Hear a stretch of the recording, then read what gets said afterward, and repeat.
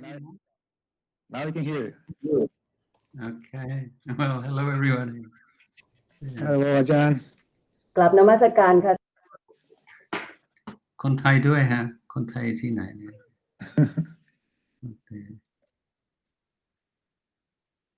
Well, So, Ajahn, well, thank you for coming. I just trying to figure out there's something happening in the stream. Everything okay? Thank you for coming, Ajahn. You're very busy to make adjustment to be able to talk to us. Thank you very much for making the effort. yeah, sorry, I had to postpone it a little bit. I've just been at a funeral, so I just got back. Okay, thank you, Ajahn. Yeah. So I guess we get started. It's just like a chat session. Whoever has a question, so I'm going to ask in Portuguese if anyone has a question.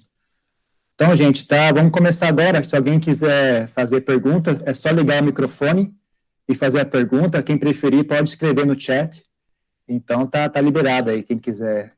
Acho que todo mundo já conhece o Ajahn Jayasaro, né? Ele tem um projeto ele é discípulo da Ajahn Chah, talvez a última geração de discípulos que o Ajahn Chah ordenou pessoalmente.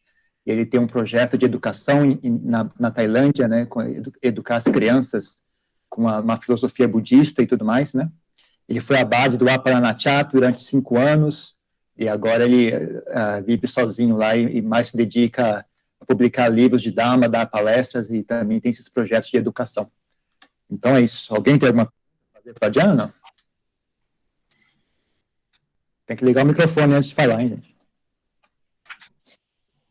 Ajahn, we feel that nowadays we live in a time where we are so very connected in so many ways to different people and different things, and I would like to know your opinion on that, if that's a good thing for to help in our practice, and how it can help us, and how it's a problem in our personal practice. Thank you. Well, the Buddha said that good friendship is, in a way, the whole of the holy life. And so the Buddha gave, although Theravada Buddhism is characterized by the emphasis on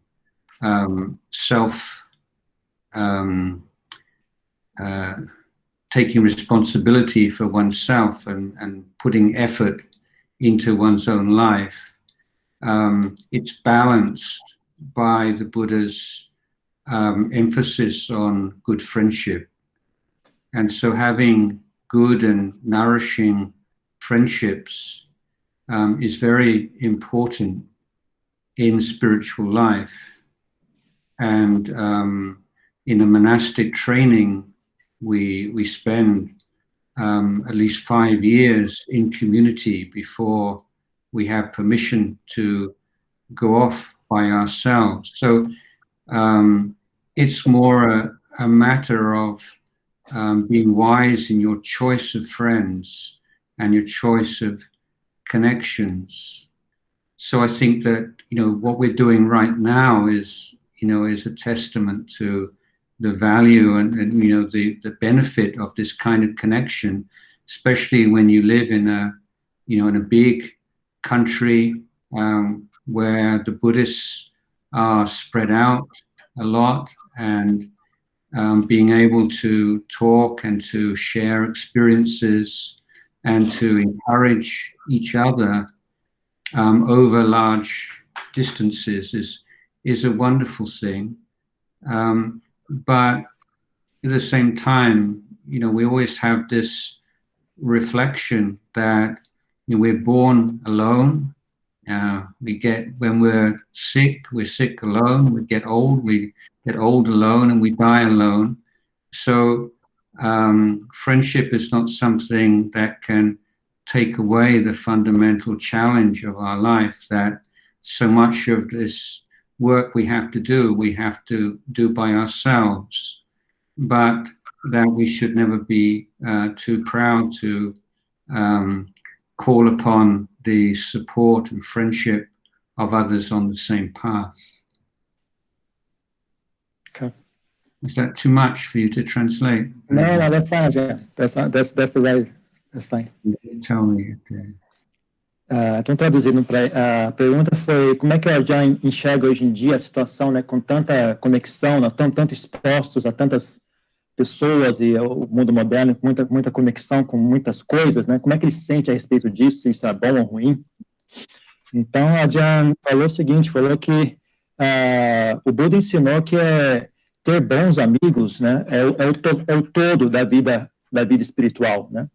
Apesar de no Budismo Theravada a gente ter essa ênfase muito grande em responsabilidade pessoal, em trabalhar em si mesmo, né?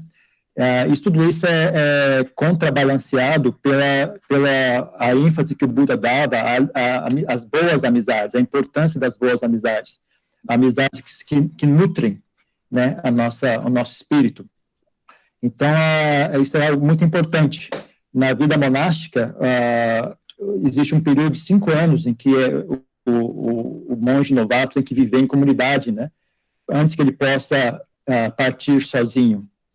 Né? Então, isso é um período que ele convive, né, e se nutre, né, desse tipo de amizade. Então, é mais uma questão de fazer escolher sabiamente suas amizades, né? Amizades que são escolhidas com sabedoria. E essa conversa que nós estamos tendo aqui agora é um bom testamento disso, né? Do valor desse tipo de amizade. Apesar de vocês viverem num país grande, onde o budismo está se divulgando e as pessoas estão espalhadas durante várias localidades, ainda assim elas conseguem se comunicar, né, e partilhar dessa experiência, mesmo a longa distância. Então, isso é algo realmente maravilhoso, muito, muito bacana. Mas, ao mesmo tempo, né, isso não cancela a verdade de que nós nascemos sozinhos, envelhecemos sozinhos, e, eventualmente, vamos morrer sozinhos. Não somos nós mesmos que vamos morrer, né? Nós mesmos que experienciamos as coisas. Então, ter boas amizades não chega a tirar a nossa responsabilidade pessoal, né, de enfrentar essas verdades. Então, a gente não deveria ter muito orgulho, não ficar negligente, né, não ficar muito negligente em não buscar, não achar que precisa de novas amizades, mas também não ficar negligente, achar que não é necessário ter novas amizades. If I could just add a few more words to that. One thing is, I think it's very good to have specific times of the day where you turn off all your devices, particularly the last half an hour or so before you go to bed, and the first half an hour at least when you get up in the morning. I'm different situation to all of you, but I usually only receive phone calls between 5 and 7 p.m. So I have like a specific time every day. So that's probably not practical for you, but to have don't feel you have to be available to everybody all the time. It's just too much. Okay. Só queria complementar dizendo que ele também acha que é uma boa ideia você ter um horário para desligar todos esses equipamentos, todas essas conexões, né? Pessoalmente, pelo menos meia hora antes de dormir e meia hora após acordar, né? Não deixar os equipamentos todos desligados, né? Ele, por exemplo, ele não sabe, ele não imagina que isso não seja prático para todos, mas ele, como exemplo, ele só recebe ligações entre 5 e 7 da noite. Fora desse horário, ele não está disponível para receber ligações, né? Isso é algo que pode não ser muito prático para todas as pessoas, mas ainda assim ele acha que seria importante que todo mundo tivesse um período que ele se desconecta, né? E não está disponível. Não sinta que você tem a obrigação de estar disponível para as pessoas sempre. Essa é uma pergunta?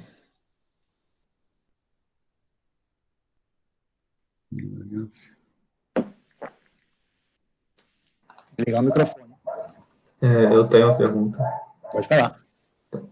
So, Ajahn, in your book, The Real Practice, you emphasize actually a lot on the development of patience, virya, outside of the cushion, and not only doing meditation and thinking like attaining this or that, jhana and nana, and so on. Can you elaborate a little on that? The importance of doing that and the benefits of this? Yes, thank you. Yes, so I'm often concerned that people looking on meditation as by itself will solve all one's problems, and I really try to emphasize the importance of integrating meditation practices within an overall approach to life. So this is a life practice, that so if we compare it with Ajahn Chah sort of talked about like boxing. So you have like your sparring and your training, and then you have your actual boxing match. So the sparring is like the time you spend with your eyes closed in meditation, and the actual boxing match is the daily life. So the idea being that these two elements, what you're doing when you're sitting with your eyes closed or walking up and down, and what you're doing in the rest of your life are intimately connected, and they affect each other very much. If, for example, you are careless about your speech and your actions, then you are cultivating very unwholesome motivations which you are trying to remove through meditation. So there has to be a sense of harmony between how you are living your daily life and what you're doing on your meditation mat.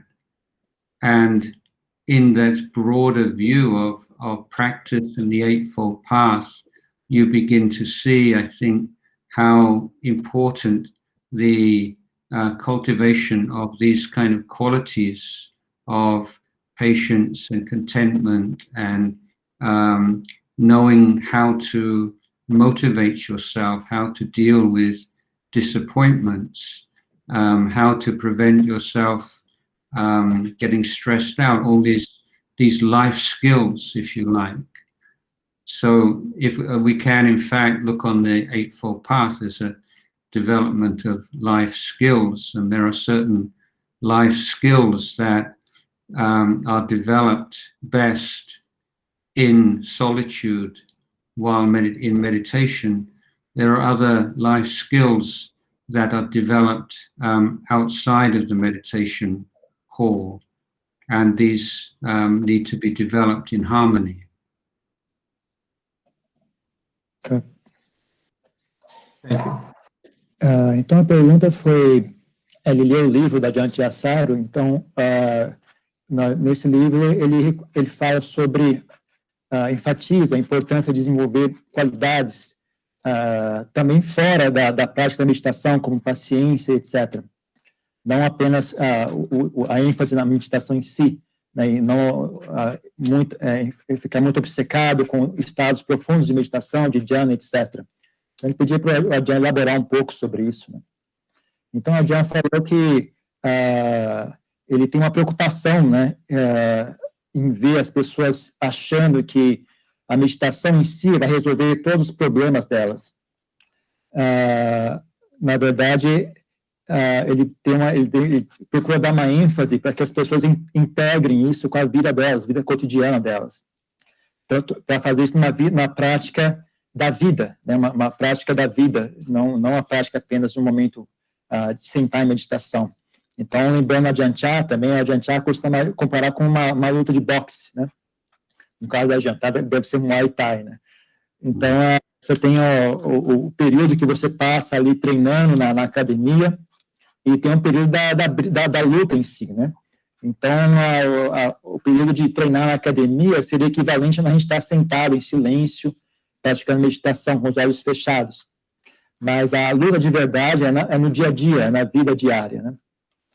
Então, por isso é importante que a gente tenha uma coesão, uma harmonia entre a nossa atitude em sentar meditação e o que nós fazemos na vida cotidiana. Porque ambos influenciam, né? Ambos influenciam um ao outro. Então, se você é muito... como é que fala isso em português? Se você age mal, você tem más intenções nas suas ações durante o dia, más motivações no que você faz durante o dia, e aí depois você tenta remover essas más intenções sentando em meditação, é um trabalho meio desperdiçado, tá? Você está puxando de um lado um trabalho desperdiçado, uma harmonia entre a sua prática de meditação e o modo como você vive o seu dia a dia. Então, no Abre a Porta para o Caminho, né, é sempre enfatizada, dada essa importância, essas qualidades como paciência, contentamento, ensina como lidar consigo mesmo, como motivar a si mesmo, né?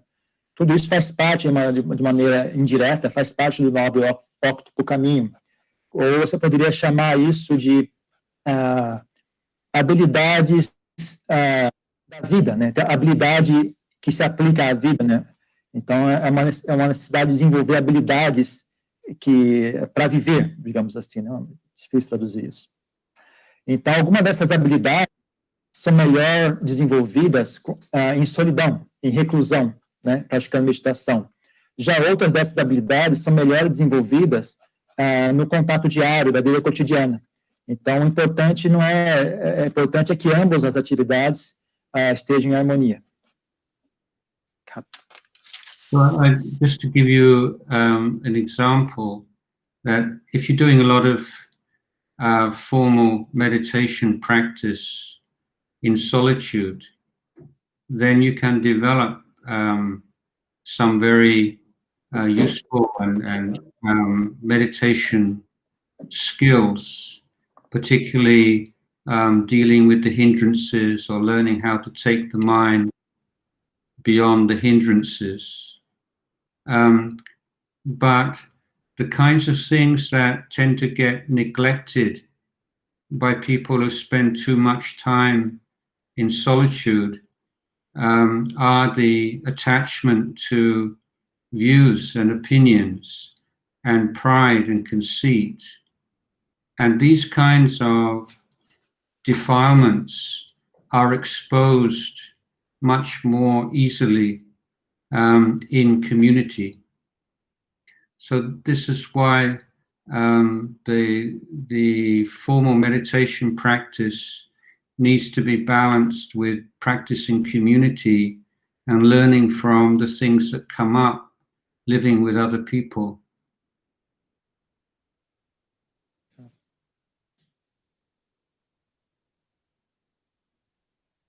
Então, ele complementando, dizendo que muito da prática de meditação também tem na prática em si de meditação formal também tem muito que você pode fazer para técnicas específicas para vencer obstáculos específicos, né? Os 5 obstáculos para a meditação, como, né?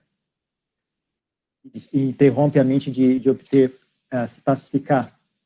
Mas uma coisa que as pessoas que se dedicam muito exclusivamente à prática em solidão, né, à prática em reclusão de meditação, elas acabam sendo vítimas de apego a opiniões e pontos de vista, orgulho e vaidade, né? E esse tipo de obstáculos são mais facilmente expostos quando praticando em contato com uma comunidade. Então, por isso que é muito importante você balancear a sua prática solitária de meditação com estar exposto à comunidade e assim conseguir aprender através desse contato com as demais pessoas. Mais uma pergunta? Ajahn, Prefere que eu pergunte em inglês ou em português? Tanto faz. Tá. Well, I have read that the Buddha says that's not the person who is an arahant or gets to a certain level of development has no desire for birth nor for not being reborn. And I would like to know what would be the difference between the sense of samvega, that you really want to develop yourself enough so that in the end you attain nirvana, and the desire for not being reborn, because the desire for not being reborn sounds negative. But on the other hand, samvega sounds positive, and I get sometimes confused about that. Okay. Yeah, I think that when we talk about the letting go or being free of the desire to be reborn, I don't think many people find that very inspiring. And I think the reason for that is it's seen in sort of a big, the kind of the macro level, whereas it can also be looked at on a daily life level. So you can look at it from either perspective. They complement each other. So what I mean by that is that, let's say in your day, maybe there are many occasions in a day where you feel upset or angry or greedy or depressed or anxious. And so we can say each time that kind of mental state overwhelms you, you become identified with that, then that's being born. So, and then we talk about not being born. Let's not talk about like life after life after life. Let's talk about today. You know, and I think that if you say, would you like to be free of being reborn as an angry person, or being reborn as a greedy person, or as a depressed person, or as an anxious person today? That's quite an attractive idea, isn't it? I mean, I think most people would actually say, yeah, I would like to spend a whole day without being reborn in that way. So I think that's a good way to understand, you know, why that would be a spiritual goal, that would be uplifting. But I think that as far as samvega goes, then that's not something that you actually cultivate. That's more of a result of observing again and again, you know, the suffering that comes about through attachment to the five khandhas, to the body and mind, and just feeling it's just such a heavy burden that you bear, and that when you see others carrying that same heavy burden, then there's a sense of compassion also, you know, that we just having a body is already kind of a tough thing to deal with already, and then we add so much on top of that unnecessarily, and that seeing that unnecessary nature of the suffering that most of us experience, I think gives rise to that sense of samvega.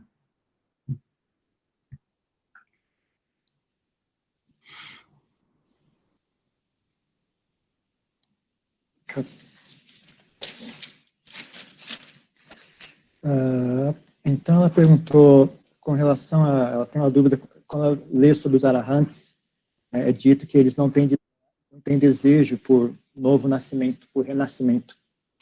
E ela tem dúvida qual é a diferença entre isso, esse desejo por não renascer, com a noção de samvega, que é o desencanto, né, pelo mundo condicionado, né?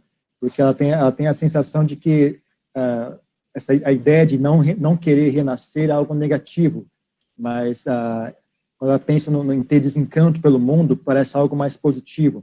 Então, é uma coisa que deixa a pessoa deixa ela um pouco confusa. Então, a Ajahn explicou que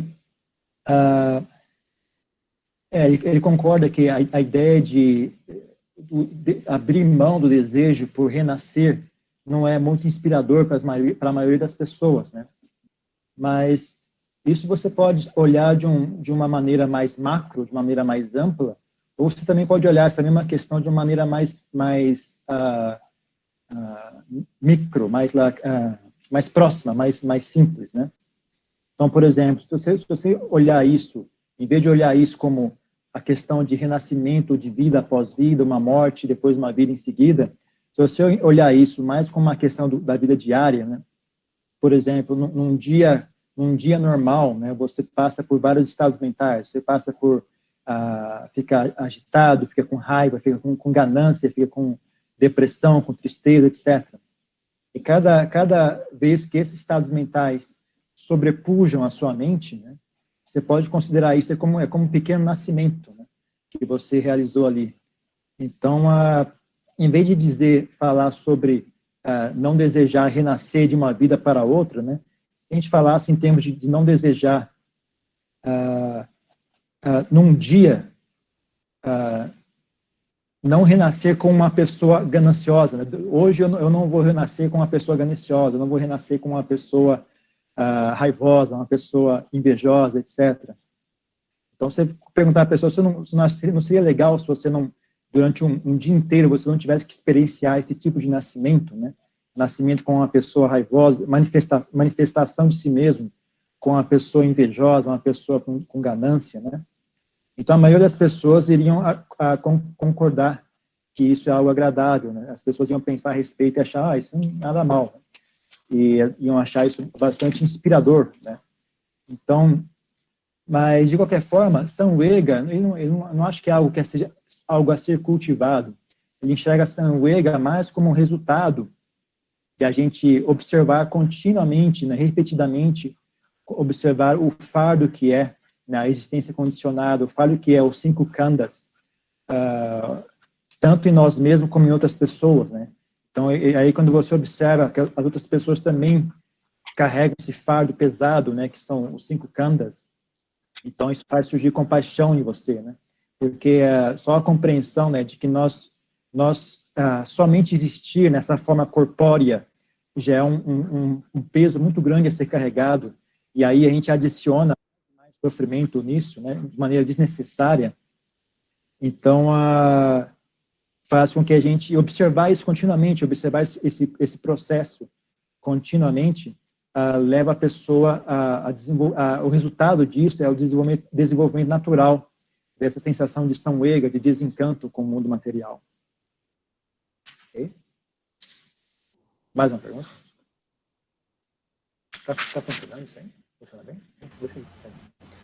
Ajahn, aproveitando, no chat tem 2 perguntas, e eventualmente as pessoas podem fazer pergunta pelo chat, porque assim... Vamos ler do chat, então. Acho melhor, porque assim a gente prefere pouco, e eventualmente pode escrever em inglês também, que facilita para o Ajahn, e a gente usa mais o... Ok. I'm going to read a question from the chat here. Como equilibrar o desapego das emoções sem se tornar insensível ou se sentir culpado diante das dores dos outros, principalmente dos nossos familiares? How to balance detachment from emotion without feeling insensitive or feeling guilty when faced with the pain of others, especially our family members?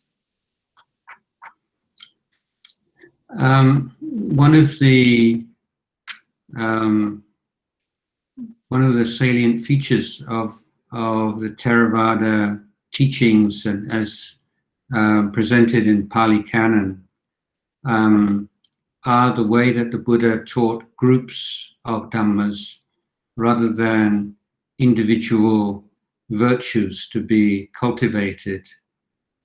So these, the constitution of these groups is significant because they are meant to be practiced as groups.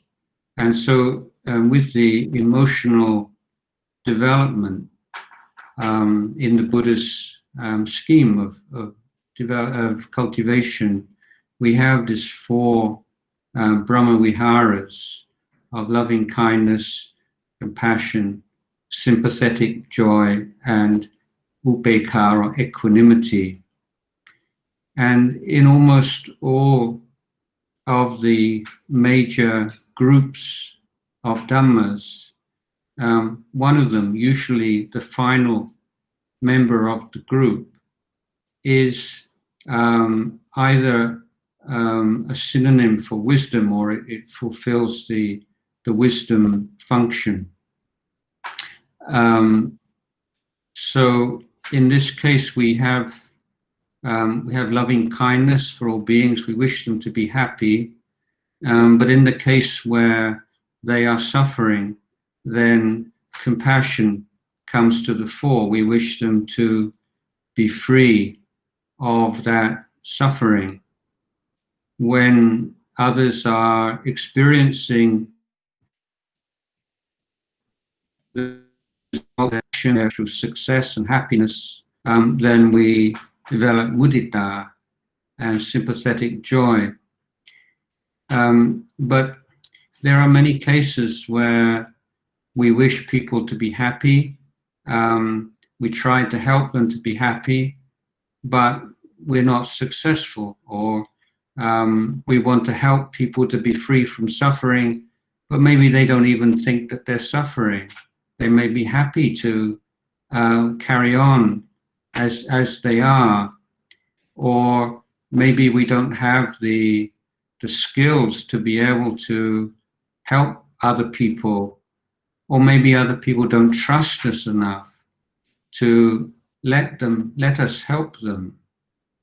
So there are so many factors coming into play, and equanimity is the mental state which we withdraw to when our efforts to help others to be happy or to help them to be free from suffering are ineffective.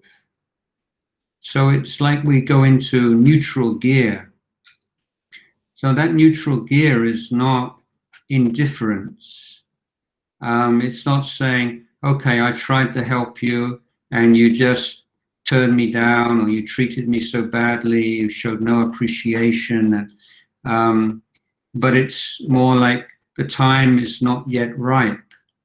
It's I am at this moment unable to help this person, but I am ready if things change in any way.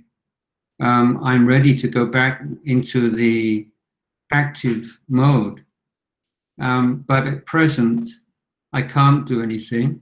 And this is the time to dwell in equanimity. And that equanimity is cultivated through reflection on the law of karma, that we all have karma that we have to deal with. And if someone's karma is not ripe to be helped or to help themselves, then our good wishes and our compassion will not achieve anything in particular. So we have the kind of more active emotions where you have metta and karuna. They lead you to act in ways to increase people's happiness or reduce their suffering. But we also need upekkha and equanimity as our base and as our own refuge when we are unable to help people in the way we would like.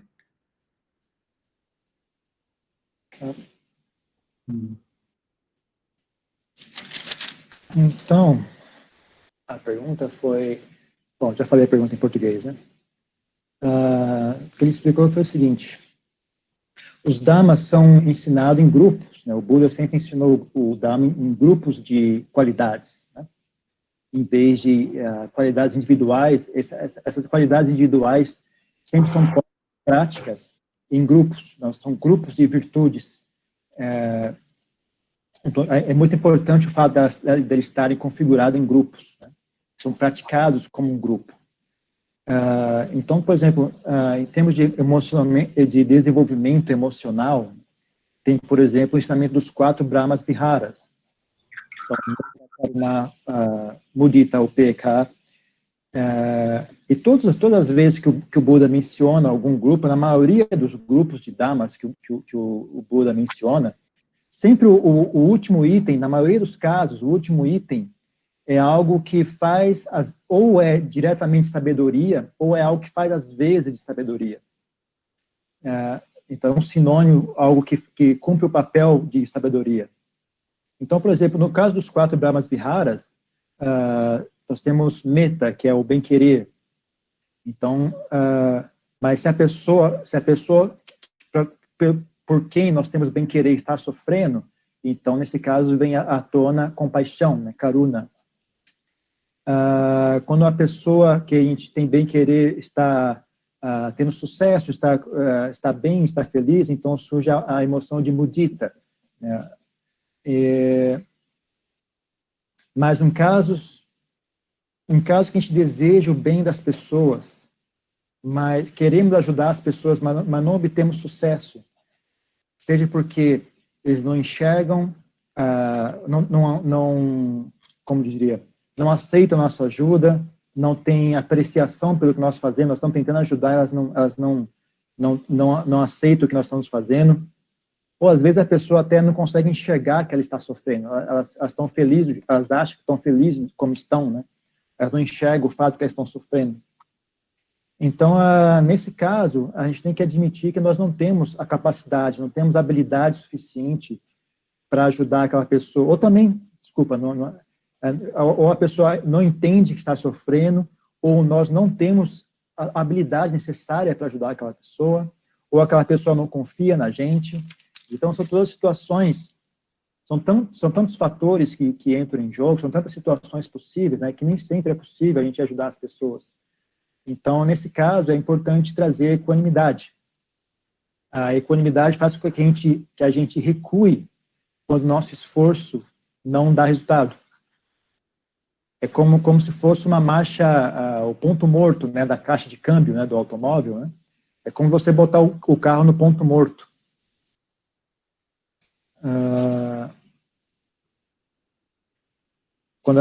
Quando não dá resultado, né, ou quando a pessoa não aprecia o esforço que você fez,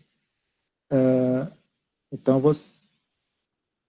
o tempo, a hora de ajudar a pessoa, né, não é o momento apropriado, não é o horário correto, né, você tem que admitir, né, que agora não é a hora correta de ajudar essa pessoa, nesse momento eu não estou pronto para ajudar essa pessoa, ou aquela pessoa não está pronta a receber a minha ajuda.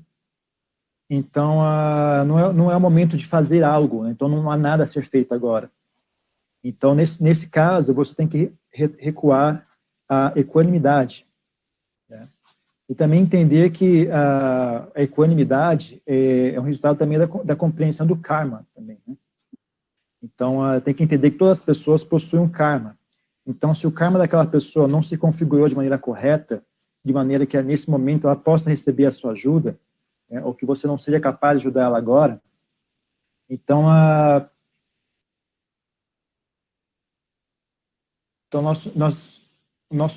nosso esforço para ajudar aquela pessoa não vai ter resultados. Então, nesse caso, você não abre mão, né, do seu desejo pelo bem-estar daquelas pessoas, mas você também sabe voltar a esse estado essa emoção de inatividade, que é a equanimidade. Então, existem as emoções ativas, né, que é o bem-querer, a compaixão, mas também é necessário nós sabermos recuar, né, e acessar o estado de inatividade, que é a emoção da equanimidade. Tomar isso como um refúgio, sempre que a gente não é capaz de ajudar as pessoas.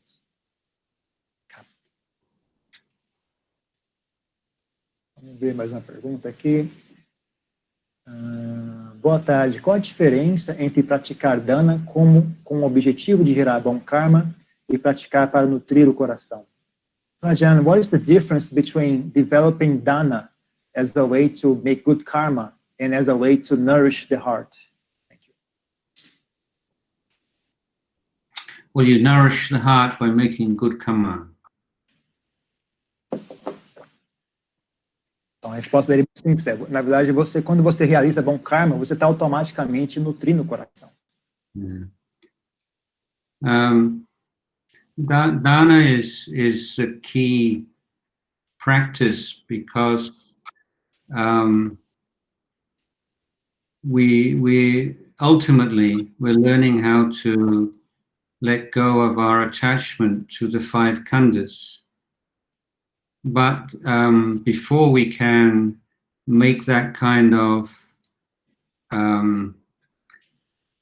we can reach that kind of level of letting go, we have to start at the basic level of our attachment to material things. So through acts of dana, we strengthen our ability to share, to let go of things that we consider to belong to experience in a very immediate way, that letting go, excuse me, and giving and sharing brings joy to the heart. And if we study the Buddha's teachings on the progression of the heart through practice, come again to this word of pamoja, or the sense of well-being. And well-being becomes intensified, becomes piti, or rapture, and that leads to passapi, this very deep, profound relaxation, and then to sukha, and then to samadhi, and then to wisdom. So this is, I think, a very important principle, that the mind which can really penetrate the nature of suffering is a happy mind. Only the happy mind has the strength and the stability and integrity to penetrate suffering. And dana is the beginning of practice, but it also accompanies our practice at every level, because it gives great joy to the mind. And that joy is a spiritual power which can be made use of in cultivating samadhi and panya.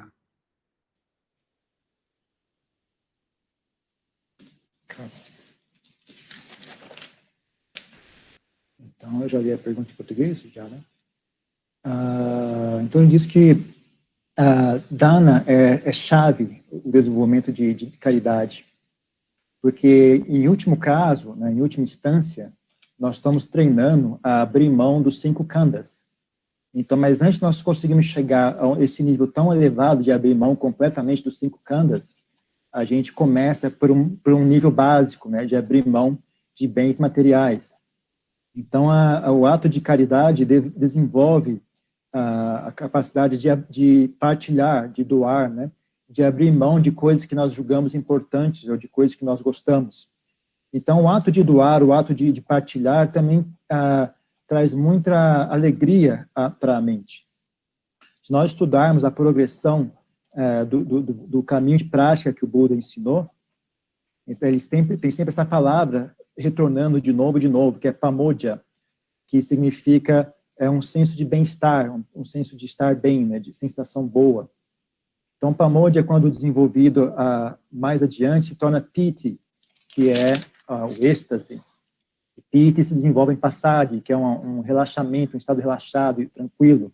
Passadi desenvolve em sukha, sukha desenvolve em samadhi, samadhi culmina em sabedoria. Então, um princípio muito importante a ser compreendido, né, que para que uma mente consiga penetrar as causas do sofrimento e vencê-las, essa mente tem que ter felicidade. Somente uma mente feliz tem a coesão e a força suficiente para penetrar as camadas de sofrimento mais profundas. Então, a prática de dana, a prática de caridade, acompanha todos os níveis de prática, porque ela traz a felicidade à mente. E essa felicidade é um poder espiritual que nós usamos, então, para atingir o samadhi, desenvolver samadhi e desenvolver sabedoria. So if you you can observe that if you think back to occasions when you've given something to somebody, something that had some meaning for you, and without any expectation of reward of any kind, then even if a year or 5 years or 10 years or 20 years or 50 years has passed by, when you remember that act of pure giving, you feel good. Joy.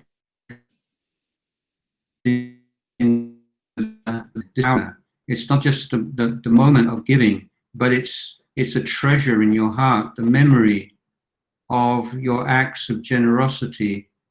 They stay with you forever.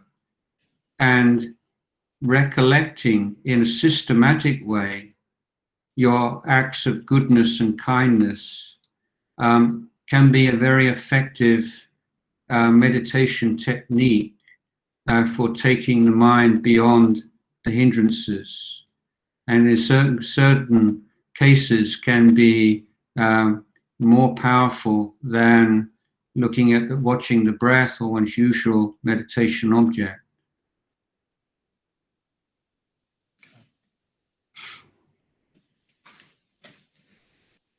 Então, vocês podem observar que as ocasiões, né, em que você fez um ato de caridade, um ato de doação, se você doou algo que lhe era querido, algo que tivesse um significado importante para você, sem nenhuma expectativa de recompensa, né?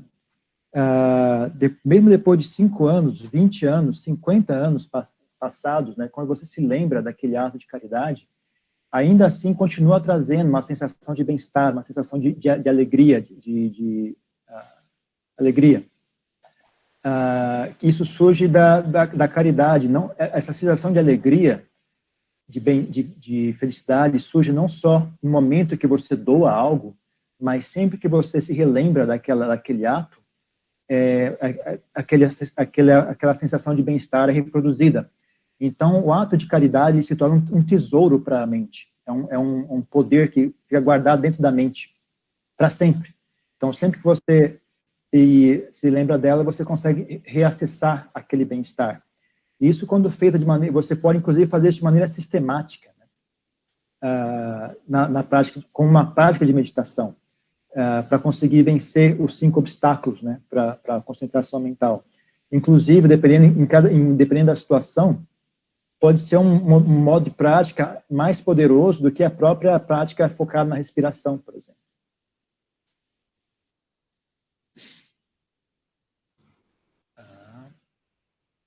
Podemos usar mais. If we strongly feel that by living a lay life, we are in some way wasting an opportunity, what could be the tricks involved in this kind of feeling? What could be the trap involved in this kind of feeling? Sorry, what is the feeling? The feeling that living a lay life, we are wasting an opportunity. Is there any trapping in this kind of feeling? Sorry, wasting what opportunity? I think she maybe feels that lay life is not really conducive for her practice. That perhaps she should ordain as a nun. Yes, that's it. But she's worried maybe there's some trapping in this kind of feeling, some hidden trap that she doesn't see.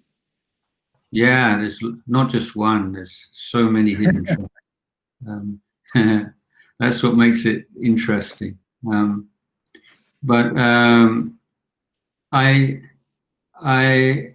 monastic life is not for everybody, and I think the best idea is if you feel some pull towards monastic life, then you watch it for a while, and if it's after 6 months and a year it's still there, then it's good to go and spend some time in a monastery, like a month, if you can take that time off work, or you have that kind of opportunity, and to see how you find it. Because most people, if they go to meditation retreats or to monasteries even for a week or 10 days, it's still like kind of holiday. It's still like honeymoon period, you know. But when you get beyond that feeling of you have a specific time and you've got to put everything into it, and it's just so challenging and enjoyable. But then after you go through that and it just becomes your life, often you can find that you're meeting many of the same kinds of difficulties that you did in lay life, and that actually they're not to do with lay life or monastic life, they're inside you. But you know, I've been a monastic for 40 years. I never wanted to do anything else. So I'm a very big fan of monastic life, but I've seen many people who've come and were very inspired and it just didn't work. And other people came and it was just so tough, and they just be patient and they end up staying for many years. So you don't really know until you can give it a try. And there won't be any, whatever we do, there's no completely pure motivation, you know, and there won't be any kind of smooth path, whether you're in lay life or in monastic life. But this is what practice is about. It's taking on challenges and learning from mistakes and pushing on and finding joy in that. Yeah, so.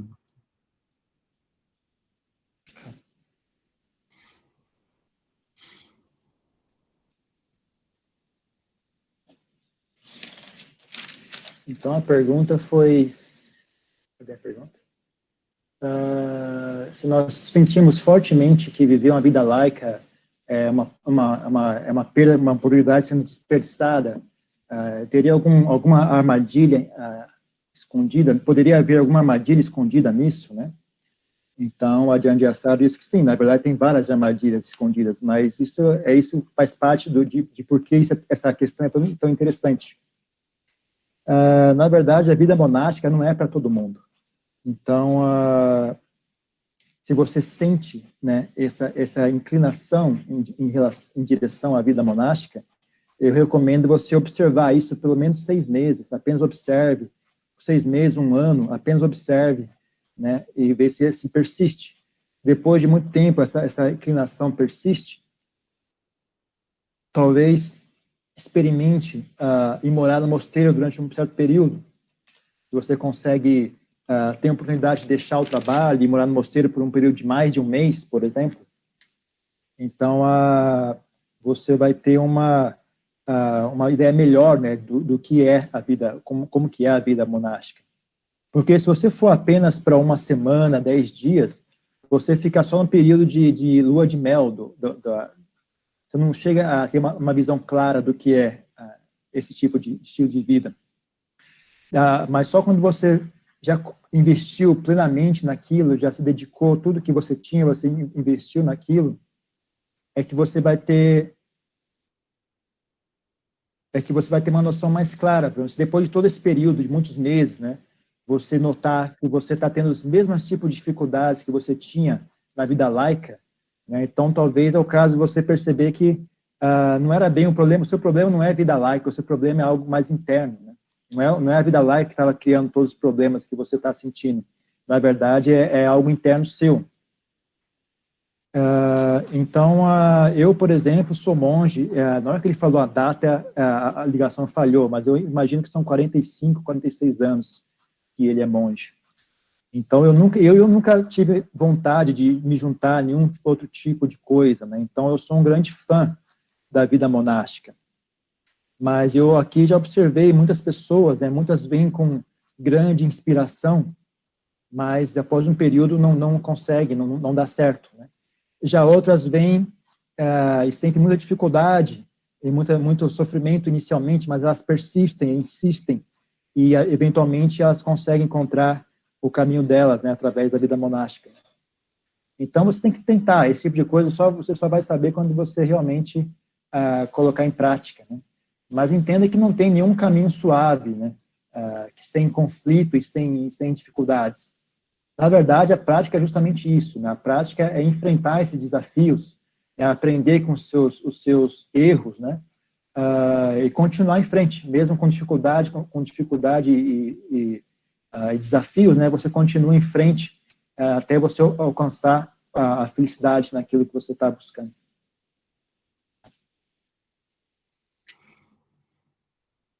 Rafael de Santos, desce um pouco mais para esse aqui. Ajahn Jayasaro é conhecido por se dizer muito grato. Ajahn Jayasaro é conhecido por se dizer muito grato à Tailândia. Eu gostaria de ouvi-lo mais nesse sentido. Será que ele acha que qualidades dos praticantes tailandeses ou da cultura Thai em geral que podem nos ensinar alguma coisa? Eu gostaria que ele falasse livremente sobre isso. Ajahn, you are known for your gratitude for Thailand as a country. So he was wondering if you could tell us a little bit about what qualities you see in Thai people, in Thai culture, that you think could teach us some useful things for our practice, we in the West.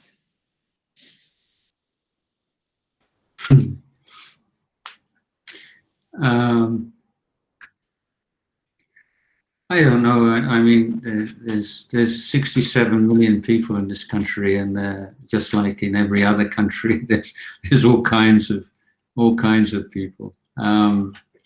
So I hesitate to generalize too much, but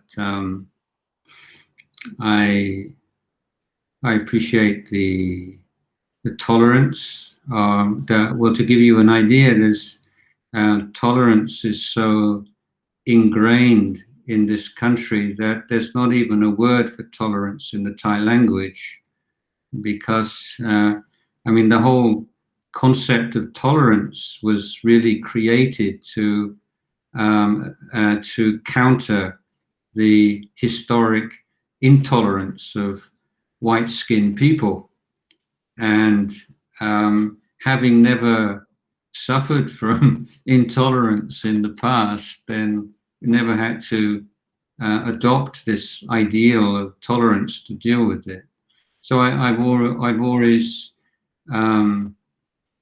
appreciated this willingness and accommodation with people who are different, whether in terms of religion or ethnicity or sexual orientation. And these coming from Europe in the 1970s, this was very refreshing to me.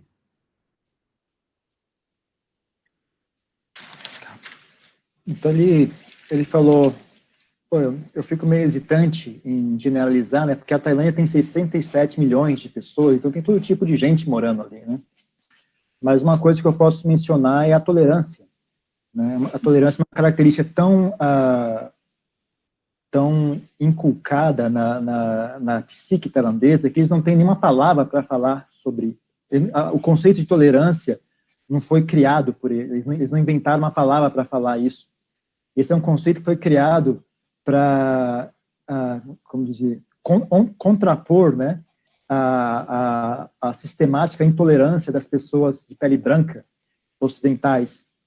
Então, como os tailandeses nunca sofreram essa experiência de intolerância, né, eles nunca se deram o trabalho de criar o conceito, né, na cultura deles, de uma palavra, né, para tolerância. Então, eu tenho muita apreciação pela capacidade deles de acomodar pessoas de diferente cultura, diferente histórico, diferentes religiões, cor de pele, sexualidade, né? Então, vindo de uma cultura ocidental nos anos 70, né, foi algo que eu fiquei bastante impressionado e que me chamou bastante atenção. Ok.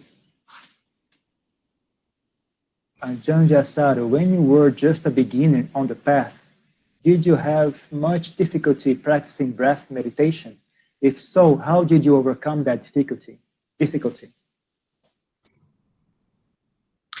Well, I think that for almost everybody, meditation is is difficult.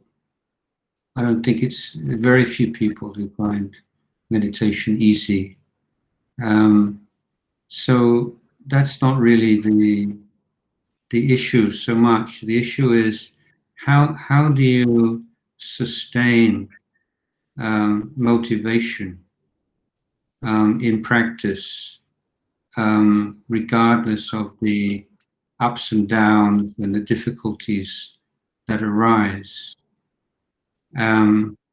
So I think that meditation practices, whether it's mine or anybody else's, it's a matter of cultivating this key virtue of chanda, and which is enthusiasm, interest, love for the practice, and that kind of conditioned by wise reflection, and really reflecting again and again on the benefits of the meditation practice and the suffering and pain that comes from not meditating. So it's not that there's any one particular technique that will do it for you. I mean, there's it's a function of your personality and your and I think different periods of your life as well. Different kinds of things come up in your meditation. So I think that we can be too focused on particular technique and thinking that when we have difficulties in meditation, then it's a technique problem. We're not doing it quite the right way. There's probably some kind of special tips that the really top meditators have, and if you knew those tips, you'd have the key, and then everything would just go great. But the meditation technique is just one part of it. It's being willing to apply it and being patient with it and nurturing it and staying with it through ups and downs and developing a relationship to it. So I found a way of talking is like enjoying your breath, enjoying your in-breath and enjoying your out-breath, because even the words that we use affect our feelings, don't they? If you say concentrate on your breath, that brings up a certain kind of feeling. And if I just say to you, just enjoy the sensation of your in-breath, enjoy the sensation of your out-breath, or try to create a warm, kind relationship with your in-breath, just like your in-breath was out-breath were your best friends, and you just want to spend time with them, someone you love, and you just enjoy their company so much, you just want to be with them. So you have a certain kind of technique, but then you also develop a whole, a whole like toolbox of different ways of looking at it and approaching it, which deal with the particular kinds of difficulties that you're having at a particular time. But if there is one key factor that, as I say, is this factor of chanda and interest and enthusiasm, because if you have that, then the virya and the effort will come very easily. If you lack that chanda, then no matter how much knowledge you have of meditation techniques and special tips and so on, you won't be successful.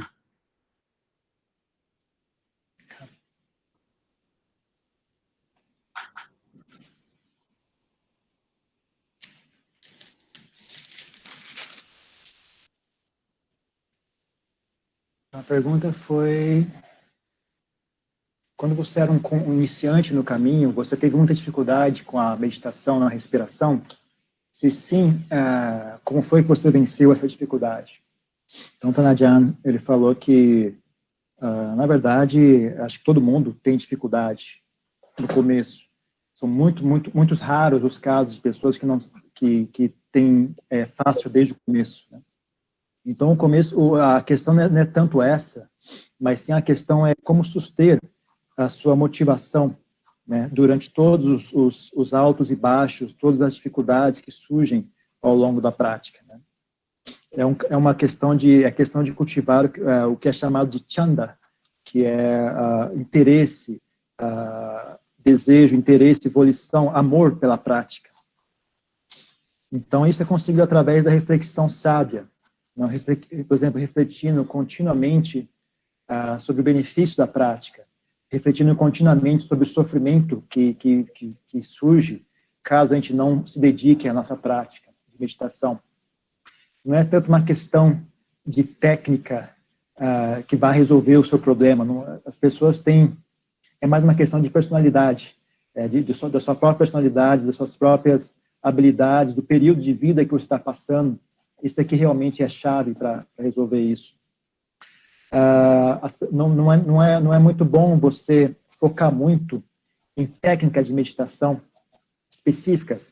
As pessoas se enganam muito achando que não importa que problema eu tiver, vai ter uma técnica específica que vai estar sempre ali disponível e vai resolver meu problema. E tudo vai seguir perfeitamente.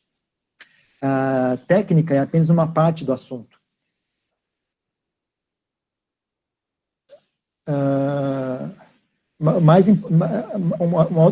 Outra questão mais importante é você ter essa disposição em aplicar a técnica com paciência, com persistência, estar disposto a passar pelos altos e baixos, por todos os obstáculos, dificuldades que vão surgindo ao longo do caminho.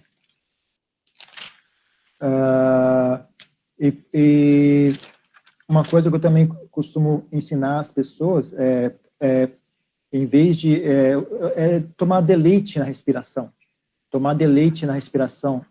na inspiração e na expiração, porque mesmo as palavras afetam como você se sente. Então, por exemplo, se você disse à pessoa, para você se concentrar na respiração, isso cria uma certa sensação na hora da prática. Se você falar para as pessoas, tomem deleite na sua respiração, isso cria um tipo de relacionamento como se fosse de um amigo, né? Você tem que enxergar a sua respiração como se fosse seu melhor amigo. Você toma deleite estar em contato com ele. Você quer sempre que possível voltar a fazer contato com ele. Então você tem que estar feliz com a presença dele. Então a gente tem que desenvolver nossa própria conjunto de ferramentas, conjunto de habilidades para lidar com as diferentes dificuldades que vão surgindo ao longo do caminho.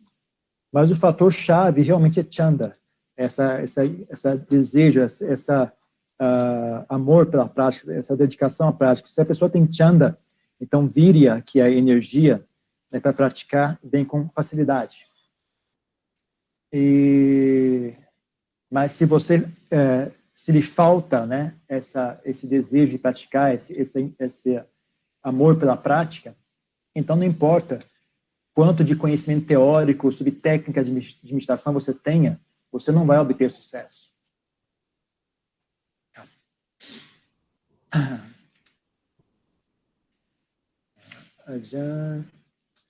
Se nos sentimos fortemente que vivendo a vida laica... Já não foi nossa pergunta? Tá, então mais para baixo. Ajahn, I've been practicing Buddhism during some years in my country, Colombia. And now I've been thinking for a while on taking monastic life. But before running to a monastery, I have decided that I'll first take the 8 precepts as my lifestyle during the whole year. I have just started with this, and to be honest, I have faced so many difficulties, especially with the 6th, 7, and 8 precepts. What advice could you give me? maybe keep 5 precepts. Então, adianta sugerir... Bom, I have to translate the question first. Essa pessoa está dizendo que está interessada em seguir a vida monástica e decidiu, como um teste, seguir os 8 preceitos durante um ano. Então, ele está tendo muita dificuldade com o 6º, 7º e 8º preceitos e pediu um conselho. Então, a Ajahn aconselhou primeiro, pratique só os 5 preceitos.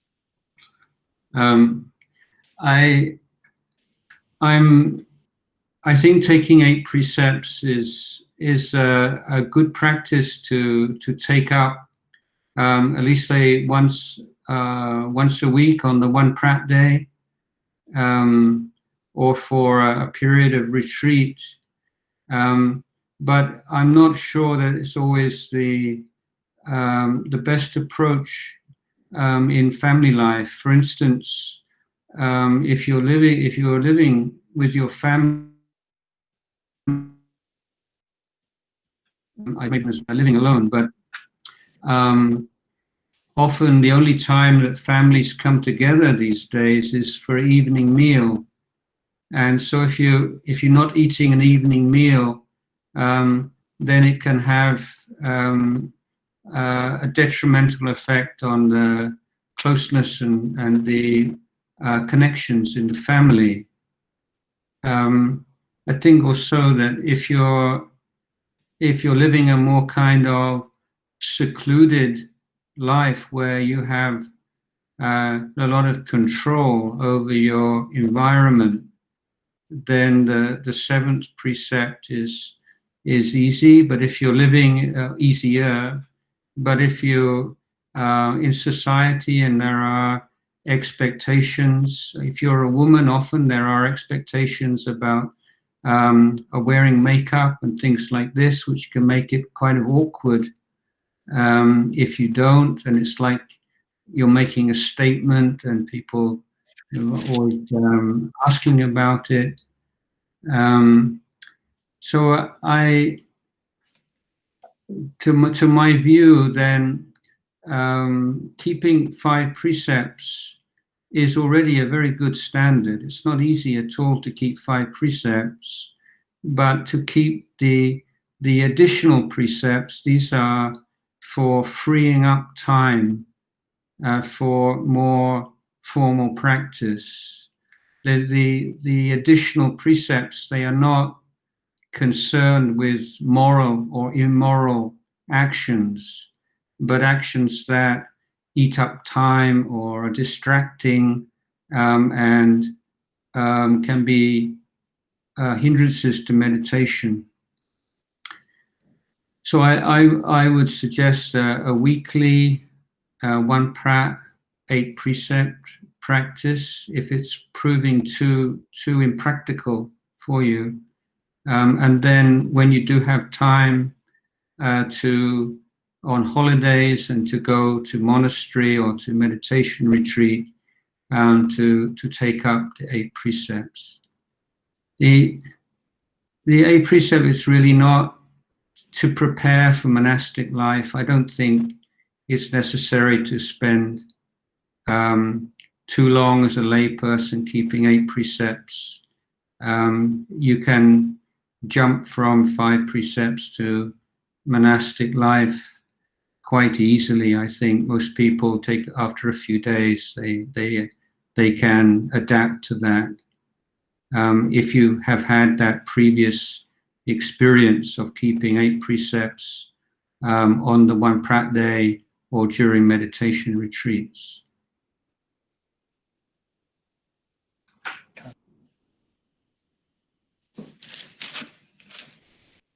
Então, ele complementou dizendo que eu acho que a prática dos 8 preceitos é boa. É suficiente uma vez por semana ou talvez durante um período de retiro, você pode praticar os 8 preceitos. Mas eu não tenho tanta certeza se a prática dos 8 preceitos é o mais recomendado para uma pessoa que vive uma vida familiar.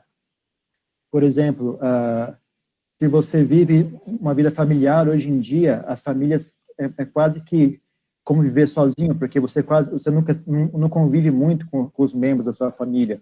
Algumas famílias só se encontram à noite, na hora do jantar. E aí, se você não vem para o jantar, isso cria um mal-estar, cria um problema de relacionamento com as demais membros da família.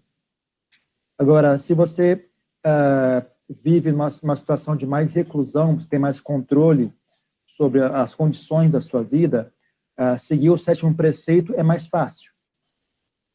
Mas, por exemplo, seguir os... Não, é um outro preceito que ele mencionou. Mas na sociedade, por exemplo, seguir o preceito já não é tão simples. Por exemplo, principalmente no caso das mulheres, né, o preceito de não adornar o corpo, né? No caso das mulheres, existe uma expectativa que as pessoas impõem a elas com relação a usar maquiagem e se vestir de uma certa maneira.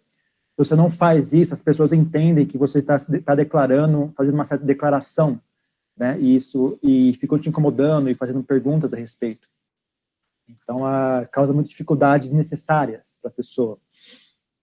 Então, na minha opinião, os 8 preceitos são bons. Não, desculpa, na minha opinião, os 5 preceitos já são suficientes. E, de qualquer forma, os 5 preceitos já não são tão fáceis assim.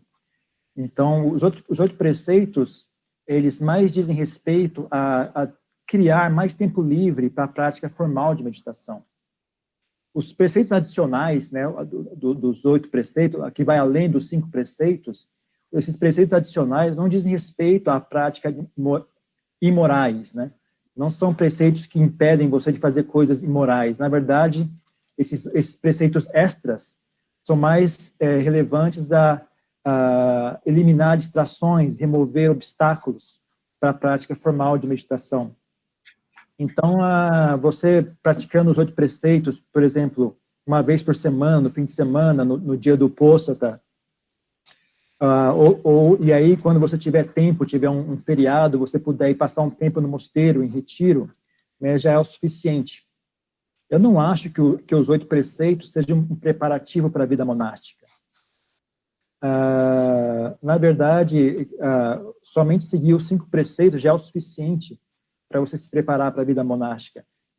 Depois que a pessoa chega no mosteiro, em geral, em apenas alguns dias, ela logo se adapta, né, ao novo número de preceitos. Então, simplesmente seguir os 8 preceitos semanalmente, no dia do posto, etc., já é o suficiente. Also, just one thing, I think, particularly in a non-Buddhist country, you know, that we need to beware of giving the impression to people that when you become serious about practicing Buddhism, then you have to become super ascetic, and you don't eat in the evening, and you don't do this, and you don't do that. And for non-Buddhists, it can seem like it's some kind of a cult. So I think 5 precepts is just, you know, just normal. You don't need anybody to know what you're doing, and just to fit in where you can fit in. It's not a major obstacle to practice.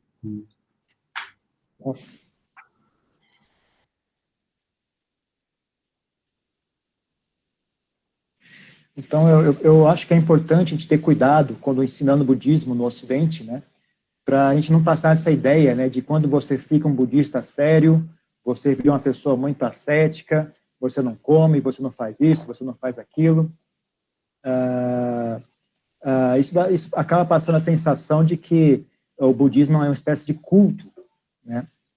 Mas, então, eu acho que só os 5 preceitos já é suficiente. 5 preceitos são coisas normais, sabe? Você não precisa... São coisas que não fazem você ficar uma pessoa estranha. Ninguém precisa saber que você está seguindo os 5 preceitos. E assim, sem que você precisa se encaixar em alguma situação, você é capaz de se encaixar nessa situação, não cria um obstáculo para você.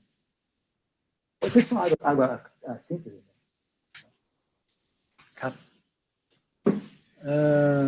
Ok.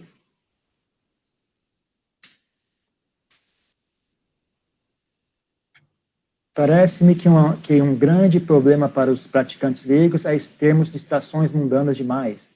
Como os ajahns lidam com as distrações? Como eles se permitem ter distrações? Haveria um equilíbrio para isso? So he's thanking you for your opportunity. He hopes that someday you can come and visit us in Brazil. And then it looks to me that a big problem for lay people are the distractions. How do the Ajahns deal with distractions? How much do you allow yourself to be distracted, and how to find a balance for that? What do you feel you're being distracted from? Maurício, o que você está distraindo você? Pode falar aí mais fácil, Maurício. É verdade, é distrações mundanas. Eu acho que o leigo, a gente tem distração demais, né? Pelo menos, eu imagino assim, os do Tanga, realmente eles ficam focados, né? Quer dizer, estou lendo lá o Ajahn Jayasaro, ele parece extremamente focado. Isso daí parece que faz uma grande diferença, né? Nós, leigos, sei lá, você está vendo televisão, você tem várias oportunidades de ficar navegando na internet. Então, essa questão do foco, da concentração, ela me parece que é muito importante, e para nós leigos isso é muito mais difícil, né? A gente efetivamente não treina tanto quanto. He's saying that mostly mundane things, like he noticed by reading Ajahn Tongrat biography that the lifestyle of a Dhutanga monk is very focused. There's no distraction. For lay people, there's always many things happening all the time. There is always the temptation of looking at the internet and many connections, many things happening. So he got this impression that living a focused lifestyle is very important to have success in meditation. Yeah, well, I mean, the life of Luang Por Tongrat in the countryside of northeast Thailand 60, 70 years ago is not really probably a good model for a layperson in modern world. But it's the Buddha gave us a very handy criteria to decide, how much should we be involved with this and how much should we not, and all these questions about balance and so on. And the Buddha's advice is that you observe whether over a significant period of time the unwholesome dhammas in the mind increase or decrease, and the wholesome dhammas increase and decrease. So if you find that over the course of time the amount of anxiety and agitation and negative emotion is increasing in a way you can attribute to your use of the internet, for instance, then you need to reduce the amount of internet usage. So it's really looking and observing how these different things affect your mind, and trying to make a way for yourself, or make certain I don't know, korwat patibat for yourself. For instance, you're just rationing the amount of hours that you spend on these things and keeping a record, or if you have a social media presence, to make a group, like a WhatsApp group, for instance. A lot of people in Thailand, a lot of my students are doing this now. They have a WhatsApp group. They meditate together every morning at 5 in the morning, and so everybody logs on. And so it helps their motivation. And when you have a group which you share your difficulties or your successes and failures, then that's quite a good way of using this technology. But it's a matter of really observing what the result of your present relationship to these things are. But generally, as I say, I don't think the Luang Por Tongrat is a really a good model, even for monks these days, let alone lay people. But the principle of simplifying your life wherever you can. So we will have different constraints and responsibilities, but within those boundaries that we have, are there areas in which we can simplify? So the more you can simplify, then the more peaceful it becomes.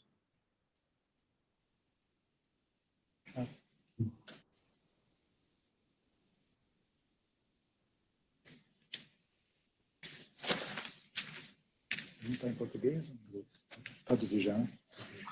Então, ele falou que, na verdade, eu não acho que a vida de Lompo Tongrat, que viveu no campo, na Tailândia, no Nordeste tailandês, há 67 anos atrás, não seja um bom modelo para a vida de um leigo moderno nos dias atuais. Né?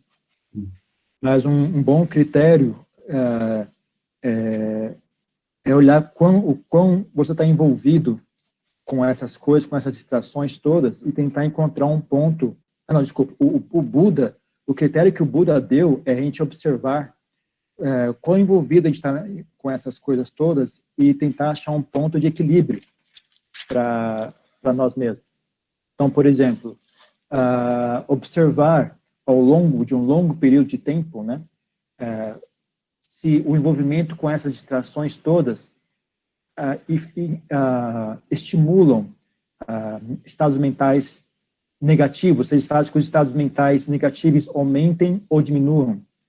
Se, por exemplo, a ansiedade, a agitação, a raiva, a ganância aumenta conforme você consegue atribuir esse aumento de maus estados mentais ao seu uso da internet, por exemplo, então é o caso de você reduzir o uso da internet. Tudo é uma questão de olhar e observar qual é o efeito ao longo de um longo período de tempo, qual é o efeito que isso traz para a sua mente. Uma coisa que você pode fazer é tentar estabelecer uma regra, né, um kawat, que a kawat é como se fosse uma regra pessoal, de prática, né? Uma regra para si mesmo, né, uma disciplina para si mesmo com relação a como ou quanto tempo você passa envolvido com essas distrações, né? Por exemplo, você pode até mesmo, às vezes, manter um registro, né, de horas e que tipo de coisa você vai fazer registrando para você poder avaliar, né, o quanto tempo você está gastando com isso. Ou então você pode usar isso de maneira saudável também, né? Por exemplo, aqui na Tailândia, é muito comum agora as pessoas fazerem grupos de WhatsApp para meditar juntos. Então, eles têm um grupo de WhatsApp que todo mundo entra online, um certo horário, e eles meditam junto às 5 da manhã. Então, isso ajuda eles a se motivarem, né? Faz com que as pessoas fiquem motivadas. O partilhar as dificuldades e sucessos, né? Faz com que crie mais ânimo para a prática, né? E é um bom uso para essa tecnologia toda. Então, você tem que... A chave é você olhar para os resultados, o que é que está fazendo e que tipo de resultado isso gera, causa e efeito, né? Então, de novo, né, eu não acho que Lompo Tongrat seja um bom modelo, nem mesmo para monges hoje em dia, porque a situação mudou muito.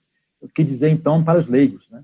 Então, mas o princípio é, quanto mais você simplificar a sua vida, o princípio é tentar simplificar a sua vida. É claro que todo mundo tem seus limites e suas restrições pessoais, né, que impedem, de certa forma, mas se você conseguir achar dentro da sua vida a forma de simplificá-la cada vez mais, né, a tendência é, quanto mais você simplifica a sua vida, mais paz você experiencia. Ajahn Mudito, have you had your lunch yet? I just had breakfast today, Ajahn. I skipped lunch. We already on 1 hour and a half, Ajahn. Do you want to stop here? Do you want to keep going? I'm running out of energy. It's very late here. Imagine it's already almost midnight for you, isn't it? Yeah, maybe one more question. Okay, just the last one. Então, vamos para a última pergunta. Você... Então, alguém tem mais uma pergunta? Parece que já acabou já. Alguém quer fazer uma última pergunta ou vamos poder encerrar aqui? คนไทยมีคำถามอะไรบ้างไหมเดี๋ยวจะ Ajahn, fala, Arthur. eu poderia fazer uma pergunta para ele, não sei se ainda tem mais um tempinho, é que eu não consegui digitar. O que eu queria perguntar para o Ajahn é, assim, eu tenho acompanhado razoavelmente as proposições do Ajahn sobre a questão da educação, levar um pouco do Dhamma para escolas, né? Então, a gente que trabalha um pouco também com essa questão da educação nas escolas, como que a gente poderia abrir um interesse, vamos pensar numa escola secundária, né? Sem que a gente caia naquele jargão do mindfulness, que virou uma indústria, né? Mas, ao mesmo tempo, a educação da mente, sem que pareça que você está querendo fazer uma coisa religiosa, né? Porque o Brasil não é um país budista, né? Mas, ao mesmo tempo, sem que a gente também enfraqueça demais todo o significado da educação da mente dentro do budismo, né? Porque, às vezes, se a gente falar lidar com estados não saudáveis, pode parecer para os pais que está se querendo induzir jovens a um certo tipo de moralismo, enfim, um pouco, alguma coisa que ele pudesse nos ajudar nesse sentido, sem que seja muito longo, porque realmente o tempo já está esgotado. Obrigado. Is asking about, he knows that you have a big involvement with education of children, and he's asking that in Brazil we're also trying to do something like that. Do you have any recommendations how to do that, avoiding both the word mindfulness, which somehow became some sort of an industry, so you want to avoid using that word, but also having to avoid explicitly saying about Buddhism, because it's not a Buddhist country. Many people have a lot of friction, a lot of aversion towards, trying to teach religion. So is there any tip you can give about how to pass on these values and this wisdom without looking like we're trying to teach mindfulness, and also without looking like we're trying to teach religion to children? Oh dear. So it's a minefield. Nowadays, a minefield. Yeah. So in the schools that I'm involved in, the structure that I developed is based on what we call the 4 kinds of bhavana. The four kinds of bhavana or cultivation is really just covers the same ground as the 3-fold training, which in itself is just an abbreviation for the 8-fold path. But I found that in the context of education, and even in Buddhist country, there is little understanding and a lot of misunderstanding of what like a Buddhist approach to education might mean. So that the 4 kinds of bhavana or cultivation are first the cultivation of the relationship of the human being to the material world, and the second is the relationship of the human being to the social world. So those 2 are really sila, presented in a slightly different way and divided into 2. And then there's the development of the heart and the development of wisdom. So these are the 4 major areas that combine to make an integrated education of the whole human being according to Buddhist principles of development. Now this is quite a big topic, but very simply the different subjects in the national curriculum are fitted into those 4 areas. A lot of the physical sciences would go into that first area of relationship with the material world. But I think of the first one as being like 3 concentric circles. So the first circle would be the relationship to your own body, because that's the material reality that you have most relationship with and responsibility for. So that would cover things like human biology, sport, exercise, sex education, everything to do with the physical body. And then the second circle would be relationship to the material world that you have daily relationship with, including things like technology, and money and possessions and these things. And then the outer circle would be the environment. So these are the 3 main forms of education. In the second area, the first heading would be using precepts, using agreements and conventions in order to create the most conducive environment for human endeavor. The second would be developing communication skills. And the third is developing a social conscience and the desire to contribute to the society which one lives. So those are the 2 external areas. Of the 2 internal areas, training of the heart, concerned with giving children the tools to protect themselves from and to deal with negative emotions, whether it's greed, anxiety, depression, stress, and so on, and to teach them how to cultivate positive kusala mental states such as mindfulness, kindness, patience, contentment, chanda, and so on.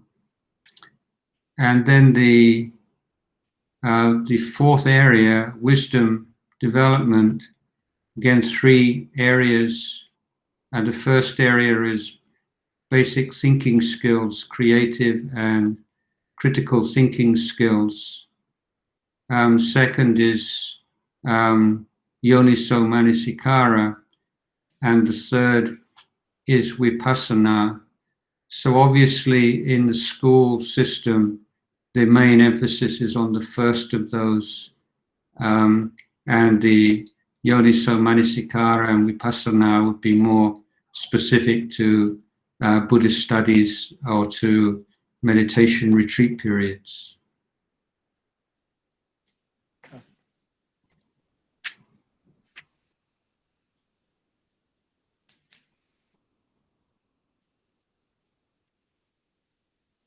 It's quite a lot of content. Yeah, I'm sorry. Então, a pergunta foi em inglês, foi traduzida já, né? Então, geralmente o que eu faço, eu crio uma estrutura baseada em 4 itens, uma estrutura de quatro aspectos, né? Então, que eu chamo de os 4 bhavanas, os 4 desenvolvimentos, os 4 cultivos, né? Mas esses 4 cultivos, na verdade, são uma expressão, né, dos 3 treinamentos, né, do Sila, Samadhi e Panya, e por si são uma expressão do nobre óctuplo caminho, né? Mas eu, com uma questão didática, né, eu reestruturei ele como 4 bhavanas, 4 cultivos. Então, porque mesmo em sociedades budistas, também há uma compreensão equivocada do que é a forma budista de educar, né, o que significa educação dentro do contexto budista, né? Então, como eu coloquei esses 4 bhavanas, o primeiro é relacionamento com o mundo material. Esse é o primeiro aspecto do treinamento, né, para crianças. O segundo aspecto é relacionamento com o mundo social, né? E esses dois juntos formam o aspecto de sila, né? Então, seguindo em frente, vem o terceiro, que é desenvolver o coração. E o quarto é o desenvolvimento de sabedoria. Então, e se você juntar esses 4 diferentes aspectos, você, então, abraça toda a experiência, né, de ser humano, a experiência, todo o que significa ser humano. Todos os princípios budistas, né, que abraçam o ser humano. Então, esse é um tópico muito grande, né, mas, de maneira bastante resumida, tudo isso se encaixa aqui, né. Então, o primeiro aspecto, né, que é a questão do relacionamento com o mundo físico, eu subdivido ele em 3 círculos. O primeiro círculo sendo o seu relacionamento com o seu próprio corpo, né, uma vez que esse é o aspecto do mundo material com você está mais envolvido. Então, isso envolve a biologia do corpo humano, isso envolve esporte, exercício, saúde e sexo. O segundo círculo, né, do primeiro item, então, é o relacionamento com o mundo material, em termos de posses, dinheiro, tecnologia, etc. O terceiro círculo é o meio ambiente, né, o ambiente, né? Eu acho que é o meio ambiente. Né? E aí, então, esse é o primeiro item, né? O primeiro item que é... Cadê o primeiro item? Relacionamento com o mundo material. O segundo item é relacionamento com o mundo social. Ele também divide o segundo item em 3 círculos. O primeiro círculo é preceitos, acordos sociais, regras de conduta que conduzem a um convívio mais saudável entre as pessoas. O segundo círculo são habilidades de comunicação, né? Ensinar as crianças habilidades de comunicação. E o terceiro círculo é desenvolver consciência social, maneiras de como contribuir para uma sociedade mais saudável. Então, esses são os 2 primeiros itens, que são os aspectos externos da educação, que diz respeito ao mundo exterior. Os 2 próximos itens dizem respeito ao mundo interior. Então, eles dão o terceiro item, que é desenvolvimento do coração, significa dar ferramentas para que as crianças possam tanto aprender a se proteger, como também lidar com as emoções negativas, né, como raiva, rancor, medo, inveja, ciúmes, etc. E, ao mesmo tempo, ensinar a ela a desenvolver boas emoções, estados mentais, como sati, paciência, coragem, determinação, persistência, etc. Então, esse é o desenvolvimento do coração. O quarto e último item é o desenvolvimento da sabedoria. Então, também é dividido em 3 círculos. Né? O primeiro círculo sendo habilidade de pensamento, ensinar as crianças a pensar de maneira crítica, pensamento crítico, né? Pensar de maneira hábil. O segundo item é o chamado Yoniso Manasikara, né? Que é pensamento hábil. E o terceiro item é Vipassana, que é visão clara. Né? No contexto da educação na escola, é só mais mesmo o primeiro item, que é pensamento crítico. Já o segundo e terceiro item só é possível, só é recomendável ensinar já no contexto budista. Né? Então, se for uma aula sobre budismo, ou se for um período de retiro, aí sim a gente pode abordar esses 2 últimos itens. Okay. Okay, There's a lot more. Yeah. So maybe that's enough, I think, for... Sure, next time we can go deeper into that again. Or maybe you come personally and tell us in person. Let's see when all this COVID-ness passes away. Yeah. Again, thank you very much for your time. Very Nice to be with you all. your time to talk to us.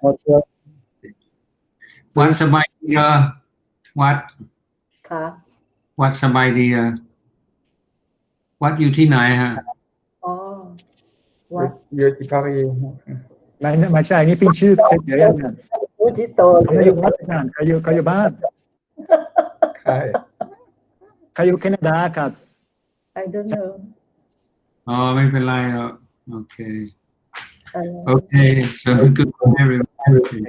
Thank you, Ajahn. Good night. Have a good rest. ขอบพระคุณค่ะท่านอาจารย์